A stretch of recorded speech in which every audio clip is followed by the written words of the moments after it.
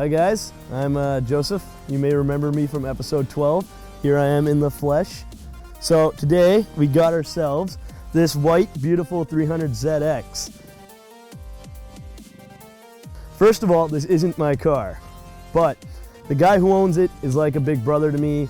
You know, it's first time I think I saw him, I was like 11 or 12, and we've been close-knit ever since. So in 2006, he went down to Texas Rice University, and he was studying his master's degree, I believe, at the time. And basically down there, there's very little public transportation. Everyone's got big trucks, you know, Texas, everything bigger is better. And so he needed something to get around. So his parents were like, hey, we'll give you $5,000, go get yourself something reliable. So he searched around high and low for whatever reason, T-Top ZX.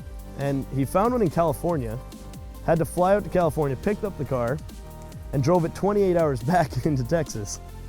It's a long drive, but it seems to have been worth it. He named the car Sally, and you know, right now it looks Arctic white, but believe it or not, it actually wasn't this way when it came here.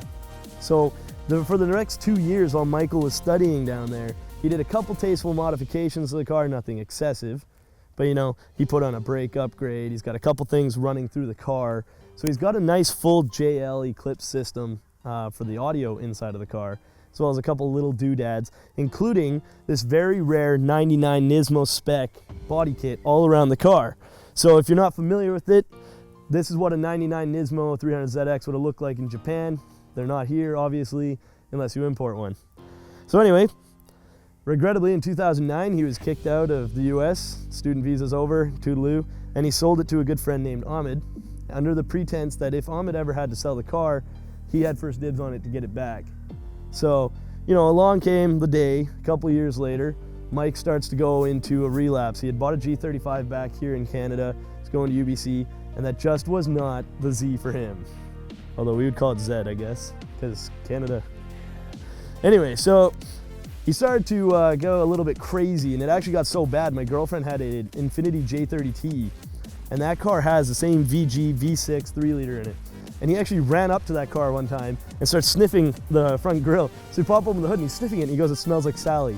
And that was a little bit weird, but you know, at that point in time we knew he's, okay, you know what, he needs a ZX. So we started searching high and low, couldn't find one quite good enough. And just as we were gonna give up and just buy some JDM right-hand drive twin turbo one, Ahmed messages Mike and goes, hey man, things are changing in my life. It's time for it to happen. And Mike was in a little bit of a duress situation. I mean, it's Texas. We don't exactly have the means to go down to Texas, pick up a car and bring it back here. So by some weird fluke, his cousin, Bjorn, just happens to be in Houston at this point in time, has the following week off and needs to get back to BC somehow. So guess what? Along came Sally.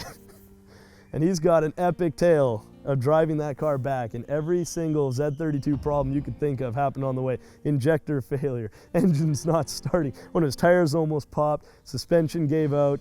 He has a very love-hate relationship for this car. He will probably never say anything nice about it, but he'll always have a smile.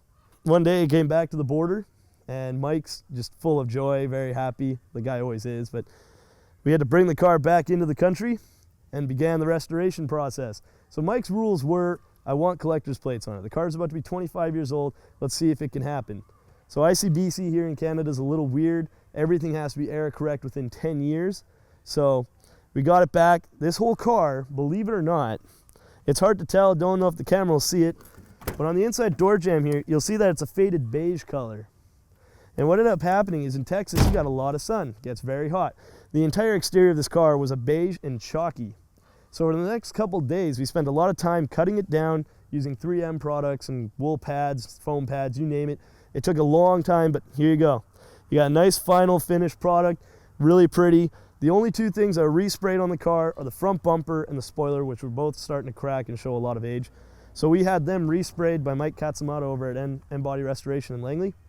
So he did a stellar job, absolutely gorgeous.